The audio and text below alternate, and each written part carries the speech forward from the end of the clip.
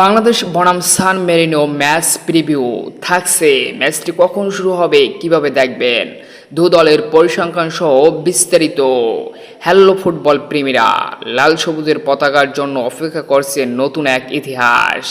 এই প্রথমবারের মতো ইউরোপের মাটিতে কোনো ইউরোপিয়ান প্রতিপক্ষের মুখোমুখি হতে যাচ্ছে বাংলাদেশ।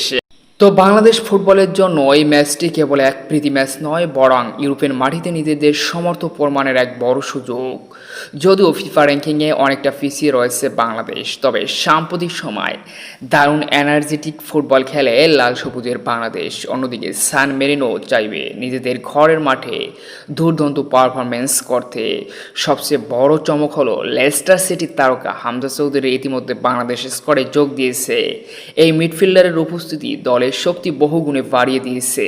এছাড়াও দলের অধিনায়ক হামজা চৌধুরী অনেক অভিজ্ঞ, পাশে রয়েছে ডিফেন্ডে তপু বর্মন, বিশ্বনাথ ঘোষ এবং আনিসুর রহমান জুকু গোলকিপার পজিশনে যোগ দিয়ে আরও দলকে ভারসাম্য এনে দিয়েছেন। প্রতিপক্ষ হিসেবে সান মেরিনোকে হালকাভাবে নেওয়ার কোনোই সুযোগ নেই, কারণ তারা ইউরোপের বড় বড় প্রতিপক্ষের বিপক্ষে ইতিমধ্যে মুখোমুখি হয়েছে এবং তাদের দারুণ অভিজ্ঞতা রয়েছে। তবে বাংলাদেশের পক্ষে সঠিক ট্যাকটিক্স আর দৃঢ় মানসিকতা নিয়ে নিজেদের সেরাটা মাঠে দিতে পারলে আসতে পারে ঐতিহাসিক এক জয়। এটা অসম্ভব কিছুই নয়।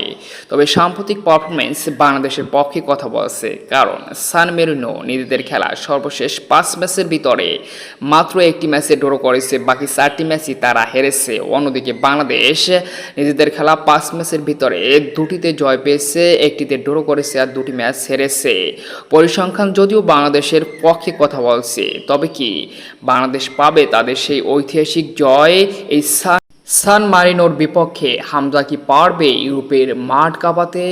তো দুর্দান্ত এই প্রতীক্ষিত ম্যাচটি আপনারা সরাসরি উপভোগ করবেন টি স্পোর্টসের পর্দায়। পাশাপাশি স্ক্রিনে যে নামটি দেখতে পাচ্ছেন সেটা দ্বারা আপনারা মোবাইলেও উপভোগ করতে পারবেন। তো সম্মানিত দর্শক বন্ধুরা, বাংলাদেশ কি পারবে সত্যি ইউরোপের মাটিতে এই সান মেরিনোকে হারিয়ে ঐতিহাসিক জয় তুলে নিতে? অবশ্যই কমেন্টসে আপনার মূল্যবান মতামত জানিয়ে দিন।